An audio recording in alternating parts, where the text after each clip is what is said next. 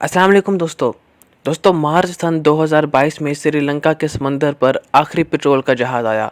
जहाज़ 2 हफ्ते तक समंदर में खड़ा रहा, लेकिन हुकूमत के पास डॉलर नहीं थे उसे खरीदने के लिए। बिलाखिर जहाज़ वापस चला गया और उसके साथ श्रीलंका का डिफ़ॉल्ट शुरू हो गया।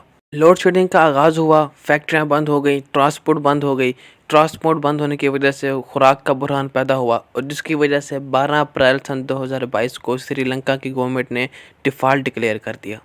आवाम सड़कों पे आ गई, श्रीलंका की हुकूमत गिर गई और आज श्रीलंका की ये हालत है कि वो अपनी इमारतें, अपनी सड़कें और अपने बंदरगाहें बेचकर गुजारा कर रहा है। हम यकीन करें ना करें, लेकिन हम भी सेम इसी सिचुएशन से गुजर रहे हैं जो श्रीलंका वाली सिचुएशन थी।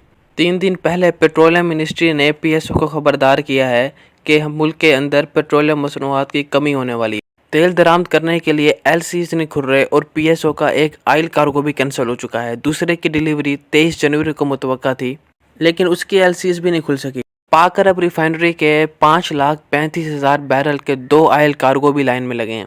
पाक रिफाइनरी लिमिटेड का एक कार्गो 5,32,000 बैरल पेट्रोल लेकर पाकिस्तान पहुंचेगा, लेकिन फ़िलहाल उसकी भी एलसीज नहीं ओपन हो पा रही और अगर ऐसी सिचुएशन रही तो फरवरी के अंदर पेट्रोल का बहरान पैदा हो जाएगा और मार्च और अप्रैल के अंदर ये बहरान शिद्दत इख्तियार कर जाएगा। ट्रांसपोर्ट, मेट्रो, बस, जहाज़ ये सब चीज़ें रुक जाएंगी और बिजली का खौफनाक बहरान पैदा होगा, जिसकी वजह से रही सही फैक्ट्रियाँ जो चल रही हैं पाकिस्तान में वो भी बंद हो जाएंगी। सरकारी मुलाजमीन की तनख्वाहें भी रुकना शुरू हो चुकी हैं और जनवरी के महीने में सरकारी मुलाजमीन को 10 दिन लेट तनख्वाह मिली।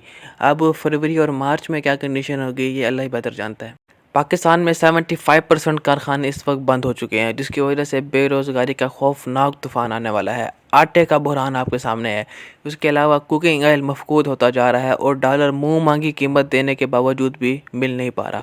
ये कहना गलत नहीं होगा कि पाकिस्तान तकरीबन डिफ़ॉल्ट कर चुका है। दोस्तों हमारी हालत ये हो चुकी है कि हम आईएमएफ के बगैर नहीं चल सकते और अगर हमने आईएमएफ की शराइत मान ली तो कीमतें जो हैं वो दुगनी हो जाएंगी। आवाम के ऊपर महंगाई का बहुत बड़ा तूफान आएगा। तकरीबन 1.5 करोड़ लोग पाकिस्तान के अंदर बेरोज़गार हो जाएंगे और लोगों का 3 वक्त का खाना 1 वक्त पे आ जाएगा। तो सब सवाल पैदा होता है कि इस सिचुएशन का हल क्या है, इस मसले का हल क्या है। सबसे पहले तो पाकिस्तान में जितने स्टेक होल्डर्स हैं उन्हें इकट्ठे बिठाया जाए, उनसे चार्टर ऑफ पाकिस्तान साइन करवाया जाए और बहरानों को इस मुल्क से हमेशा के लिए ख़त्म कर दिया जाए। किसी भी आर्मी चीफ को एक्सटेंशन नहीं मिलनी चाहिए। हुकूमतें बेशक बदलती रहें, लेकिन असम्बली अपनी मुद्दत ज़रूर पूरी करे। उसके अलावा इलेक्शन कमीशन आज़ाद और ख़ुद मुख्तार होना चाहिए। सड़कें हमेशा खुली रहनी चाहिए। ब्यूरोक्रेसी के अंदर रिफॉर्म्स करने चाहिए और सारा सिस्टम ऑनलाइन कर देना चाहिए। इसके अलावा पीटीवी, पीआईए और रेडियो, स्टील मिल जैसे इदारे सालाना 1400 अरब रुपया निकल जाते हैं, इन्हें फौरी तौर पर बेच देना चाहिए। और आखिर में यह कि अपने एक्सपोर्ट को सालाना 200 अरब डॉलर तक पहुंचाना चाहिए।